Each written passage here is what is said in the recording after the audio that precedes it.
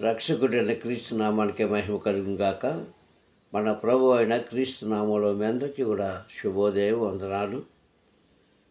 తండ్రి యొక్క ప్రేమ, కుమారుని యొక్క కృప, ఆదరణకర్తయగు పరిశుద్ధాత్మక ఆత్మ సదా మీ అందరి మీద నిల్చునుగాక. మీ అందరూ కూడా బాగున్నారు కదా. మీ అందరూ కూడా దేవుని దీవెన అందుకొని క్షేమాభివృద్ధిగా ఉండాలని కోరుకుంటున్నాను. మంచిది. మరి ఈ యొక్క సమయంలో ఈరోజు వాక్య ధ్యానాన్ని మనం చూసుకుందాం.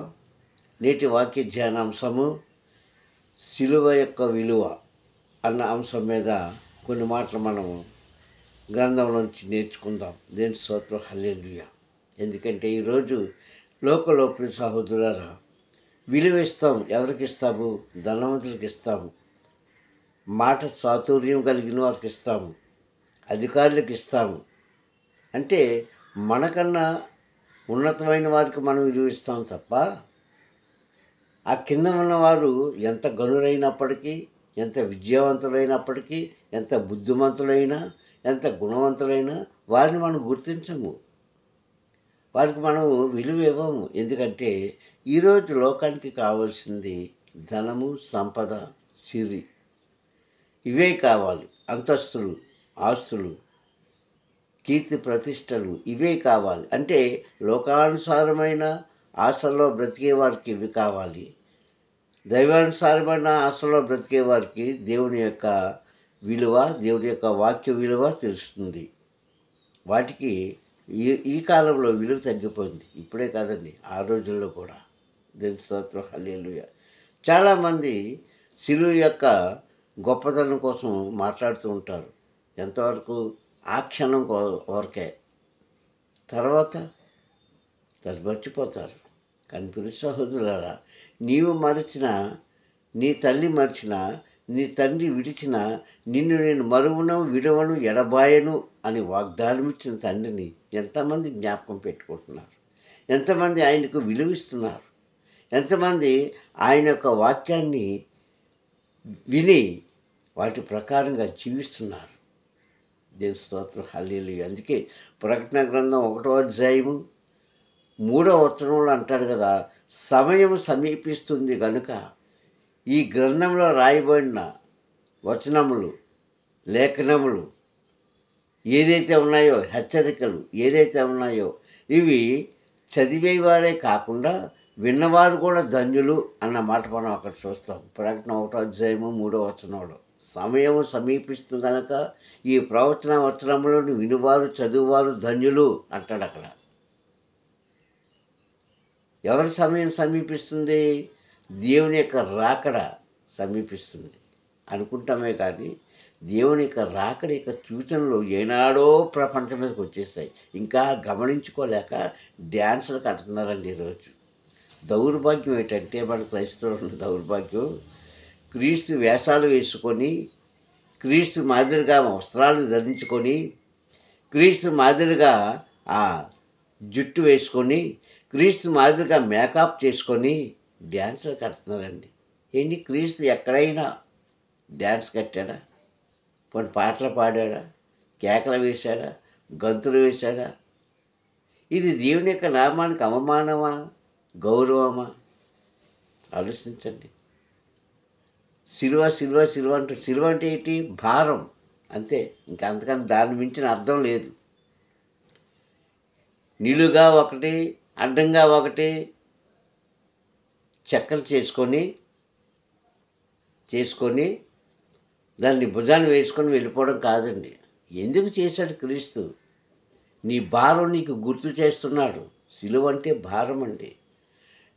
నీ యొక్క భారం ఏమిటో నీకు గుర్తు చేస్తున్నాడు. వాక్యం చూద్దాం ఇప్పుడు ఒకసారి. ఆయన ఏం చేశాడు? ఎందుకు అలా చేశాడు? ఆయన సిలువ వేయడానికి కపాల స్థలము గొల్గొతా, పాత నిబంధనలో గొల్గొతా అని రాయబడింది. కపాల స్థలము అంటే మన తెలుగు భాషలో శ్మశానము. ఎవరైనా చనిపోయిన తర్వాత శ్మశానానికి తీసుకెళ్తారండి కదా, భూస్థాపన చేయడానికి. కానీ క్రీస్తుని సజీవుడిగా ఉంటుండగానే శ్మశానానికి తీసుకెళ్ళిపోయారు. కపాల స్థలము అంటే పుర్రెలు ఉన్న స్థలం అది. అంటే శ్మశానం. అక్కడ తీసుకెళ్ళేటప్పుడు ఏం జరిగిందో చూడండి ఒకసారి. ప్రియ సహోదరులారా, వాక్యం అనేది చాలా విలువైంది ప్రియ. రాబోతున్న దినాల్లో వాక్యం ఉండదన్న సంగతి అందరికీ తెలుసు, కానీ డ్యాన్సులు కడుతున్నారండి. అందుకు హృదయం చాలా బాధతో ఉంటుంది అవి చూసేటప్పుడు. స్త్రీలు కానీ పురుషులు కానీ, ఈ మధ్య స్త్రీలు ఎక్కువైపోయారు. ఇది డ్యాన్సులు కట్టే సమయం అండి, ఇది మేకప్లు వేసుకున్న సమయమా? అందుకంటున్నాడు సమయం సమీపిస్తుంది, జాగ్రత్త. ప్రపంచ నాశనానికి. ఆనాడు నోవా గారి కాలంలో కూడా ప్రపంచ నాశనం చేస్తున్నానని చెప్పినప్పుడు ఎవరూ వినలేదు, తెలియక. ఈరోజు మనకు అన్నీ తెలుసు, ఇంకా మనం డ్యాన్సులు కడుతున్నాం. ఆ డ్యాన్సులు చూస్తూ ఆహా, ఆ సంఘంలో ఇంత చక్కగా ఉంటుంది వాక్యం, ఎంత చక్కగా నవ్విస్తారో పాస్టర్ గారు, పాస్టమ్ గారు. అక్కడికే వెళ్దావురా, వెళ్ళు, నీకు పరలోక రాజ్యం రాదు, ఖచ్చితంగా లేదు. నీ సిలువ నువ్వు మోస్తున్నావా? దేవునికి అప్పగించిన భారాన్ని నువ్వు మోస్తున్నావా? ఇప్పుడు చూడండి వాక్యం. మత్తయి సువార్త 27వ అధ్యాయంలో 32వ వచనంలో అక్కడ ఉంటుంది.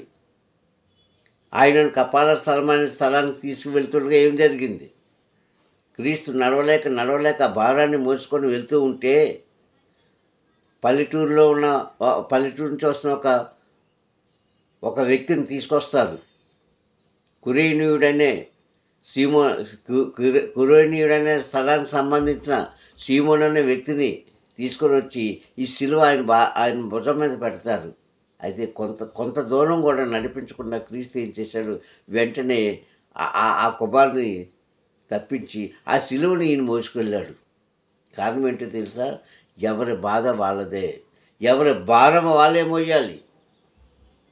ఇది తెలుసుకోలేక పల్లెటూరు నుంచి వచ్చిన ఒక ఆయన వచ్చాడు. ఆయన పేరు సీమోను. ఆయన కురేనీయుడికి గ్రామానికి చెందినవాడు.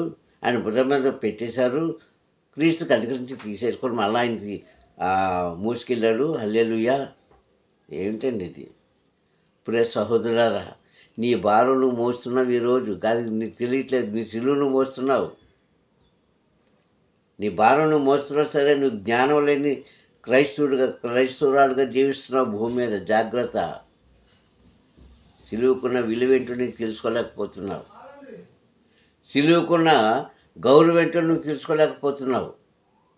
ప్రియ సహోదరుడా, ఇప్పటికైనా సరే కళ్ళు తెరవండి. మేకప్లు మానుకోండి, డ్యాన్సులు మానుకోండి, కేకలు మానుకోండి.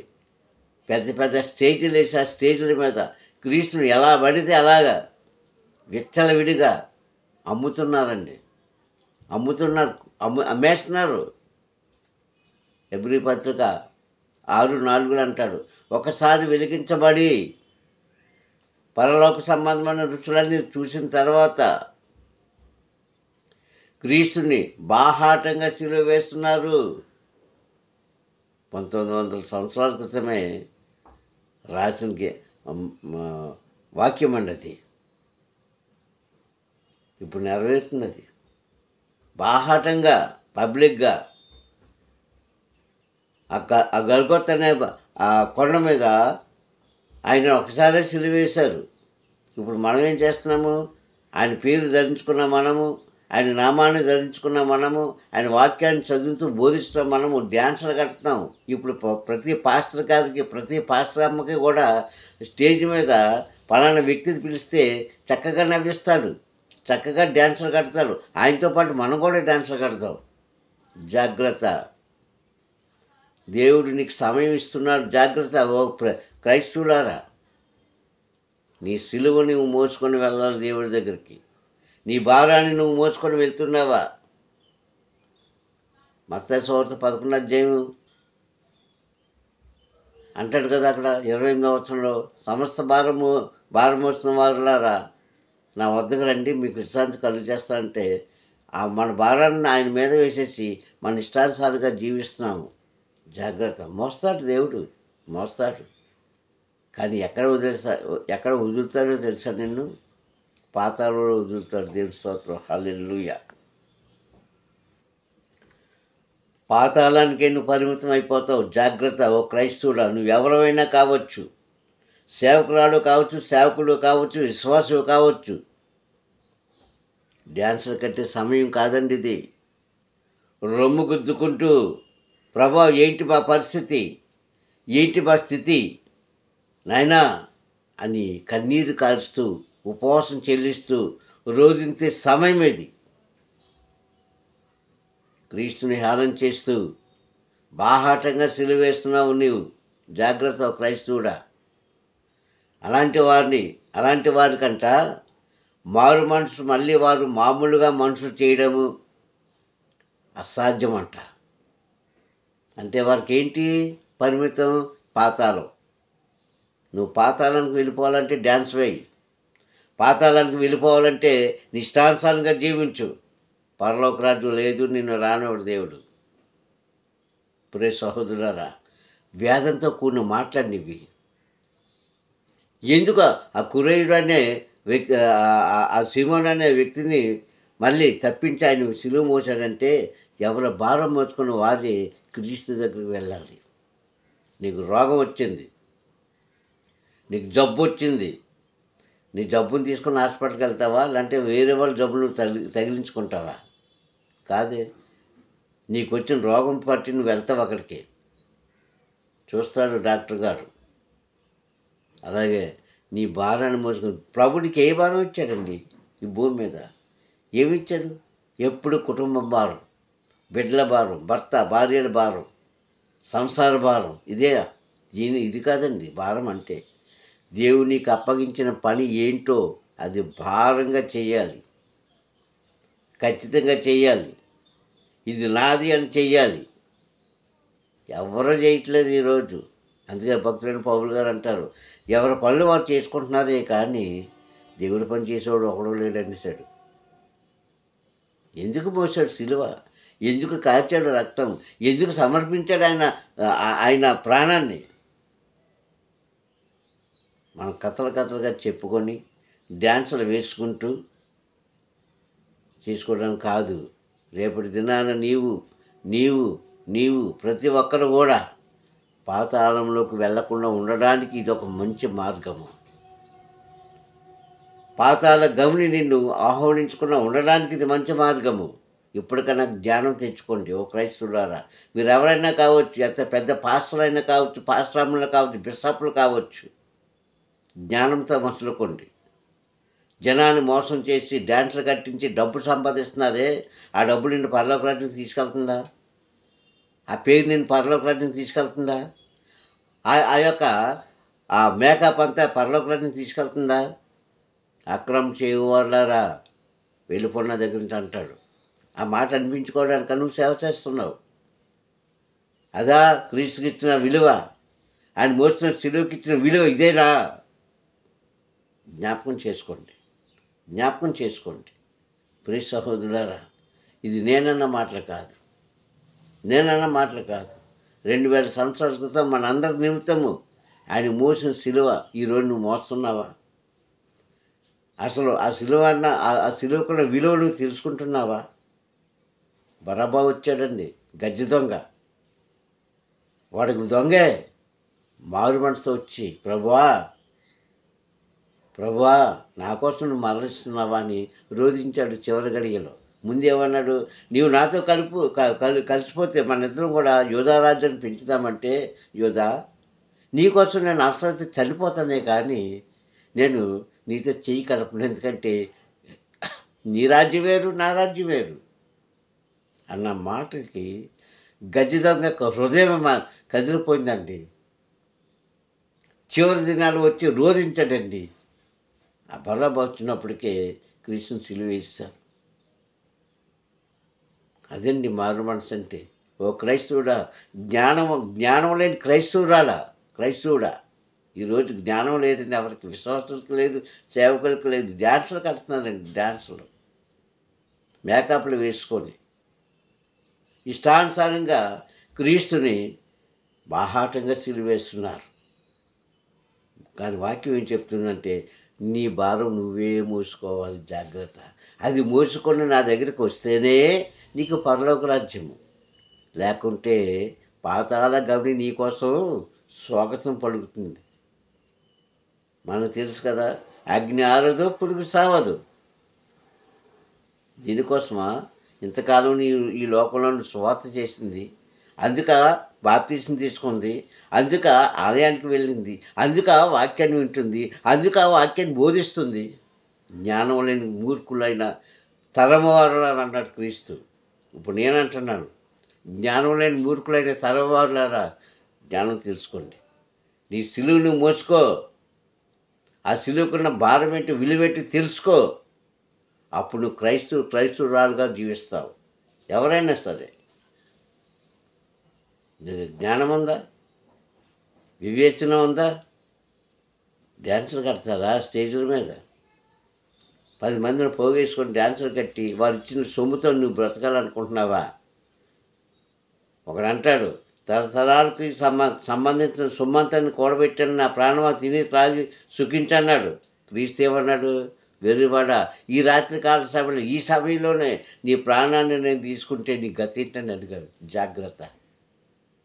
మరలా చెప్తున్నాను, నువ్వు సంపాదించిన సంపాదన కానీ, పేరు ప్రతిష్టలు కానీ, మేడ మిద్దెలు కానీ, భూములు కానీ, ఏదైతే సంపాదించావో దేవుని యొక్క పేరు చెప్పి డ్యాన్సులు కట్టి వేషాలు వేస్తూ అదేది కూడా నేను పరలోక రాజ్యం తీసుకువెళ్ళదు కదా, తీసుకువెళ్ళదు. జాగ్రత్త. కళ్ళు తెరుచుకోండి. జ్ఞానవంతులుగా జీవిద్దాము. అవతల వారికి మనము మన క్రీస్తుని ప్రకటిద్దాం. అంతే తప్ప అవతల వారికి మన క్రీస్తుని తూలుబొమ్మలాగా చూపించవద్దు దయచేసి. నేను కోరుకుంటున్నాను వీడియో ద్వారా. క్రీస్తు అంటే తూలుబొమ్మ కాదు, క్రీస్తు అంటే డ్యాన్స్ కట్టేవాడు కాదు, క్రీస్తు అంటే ఏదో అసభ్యమైన కార్యాలు చేసేవాడు కాదు. ఇలాంటి వేషాలు వేయబట్టే అవతల అన్యజనులకు మనము సులభంగా కనిపిస్తున్నాం. జ్ఞానం ఉందా నీకేమన్నా? జ్ఞానం ఉందా? డ్యాన్సులు కట్టేవాళ్ళారా, వేషాలు వేసేవాళ్ళారా? బుద్ధి జ్ఞానం ఉందా మీకేమన్నా? జ్ఞానం తెలుసుకొని జ్ఞానంతో మసలండి. మీ యొక్క శిలువను మోసుకొని క్రీస్తు దగ్గరికి వెళ్ళండి. మనందరికీ తెలిసే మత్తయి 16:24 అంటాడు, ఎవడైనా నన్ను వెంబడించి కోరిన ఎడల వాడు సిలువ ఎత్తుకొని నన్ను వెంబడించని అంటాడు. ఏంటి? ఉపేక్షించుకొని, నీకున్నవన్నీ విడిచిపెట్టుకొని తన సిలువను తాను మోసుకొని నన్ను నా వెనకాల రండి అంటే డ్యాన్సులు కట్టుకుంటూ వెళ్తారా? అది క్రీస్తు నామానికి అవమానం. జాగ్రత్త. ఆయన చేసిన త్యాగానికి అవమానం. అందుకని అంటున్నాడు, పాపం చేసిన వారు చేయని, పరిశుద్ధులుగా ఉన్నవాళ్ళు ఉండని అంటారు ప్రకటన గ్రంథంలో. ఇంకా నువ్వు పాపాత్మురాలుగా నీ జీవితంలో ఎన్నో పాపాలు చేసావు, ఎన్నో మోసాలు చేసావు. ఇంకా పాపాత్మురాలుగా ఈయన నామాన్ని ధరించుకొని జీవిస్తావా? అదొక జీవితమా? ఆ జీవితానికి విలువ ఉందా? విలువలేని క్రైస్తవుడా, జాగ్రత్త. జ్ఞానంతో మసలుకోండి. దేవుడు క్రీస్తు మన కోసం చేసిన త్యాగాన్ని గుర్తించండి. ఆ శిలువకున్న విలువను గుర్తించి, ప్రభువా నేను తప్పు చేశాను అయ్యాన్ని పశ్చాత్తాపంతో కన్నీటితో ఆయనను వేడుకోండి. అప్పుడైనా ఆయన కనికరిస్తాడని నేను చెప్పను, కనికరిస్తాడేమో. జాగ్రత్త క్రైస్తవుడారా, జాగ్రత్త. ప్రార్థన చేసుకుందాం.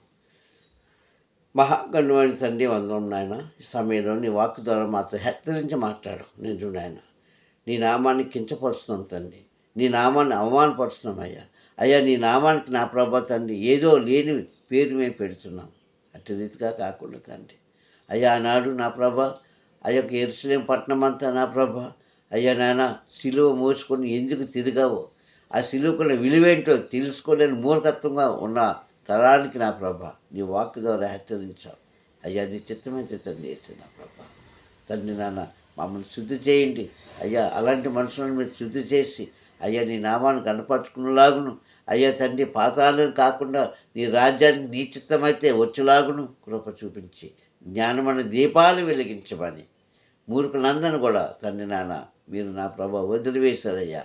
అటువంటి వారిని కూడా క్షమించమని క్రీస్తు రాముని ప్రార్థన అడుగుతున్నాను పరమ తండ్రి. ఆమేన్, ఆమేన్, ఆమేన్. మీ అందరూ మరొకసారి వందనములు. ప్రియ సంగమా, మరి మా ఛానల్ని సబ్స్క్రైబ్ చేసుకోండి, లైక్ చేసి షేర్ చేసి దేవుని యొక్క దీవెనలు పొందుకోండి. Praise the lord. దేవుడు మిమ్మల్ని దీవించి ఆశీర్వదించుగాక. హల్లెలూయా.